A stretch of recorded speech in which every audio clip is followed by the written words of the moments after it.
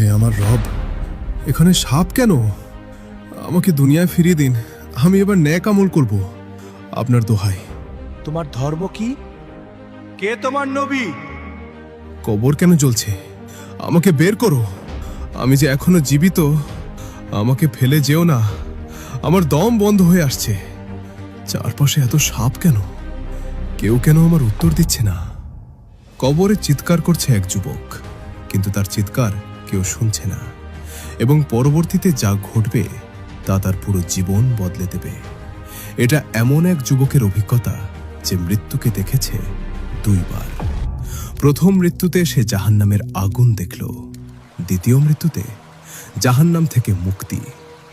আজ আপনি জানবেন ঠিক কোন 5টি আমল তাকে জাহান্নাম থেকে বাঁচালো, এবং কবরে কেন উত্তর জানা সত্ত্বেও 99% মানুষ তার উত্তর দিতে পারে না।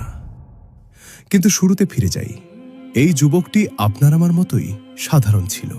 নামাজ মাঝে মাঝে, ভালো কাজ সময় পেলে, পাপ সবাই তো করেই, তাই না? কিন্তু তার একটা বড় সমস্যা ছিল। সে মা বাবার সাথে অত্যন্ত খারাপ ব্যবহার করত। চিৎকার, গালি, অবহেলা সব কিছু। এবং এই পাপের শাস্তি শুরু হয় কবর থেকেই। এবং ঠিক এই একটি পাপই তাকে কবরে নিয়ে যাবে এক ভয়ঙ্কর শাস্তির দিকে। কিন্তু সেটা পরে। একদিন রাতে সে ঘুমাতে গেল। স্বাভাবিক রাত, স্বাভাবিক ঘুম। কিন্তু পরের মুহূর্তেই সবকিছু বদলে গেল। সে দেখল মানুষ তাকে কবরে নামাচ্ছে। এটা কি হচ্ছে? সে ভাবল, আমি তো জীবিত। কিন্তু কেউ তার কথা শুনছে না। কবরের দরজা বন্ধ হয়ে গেল। অন্ধকার, সম্পূর্ণ নীরবতা।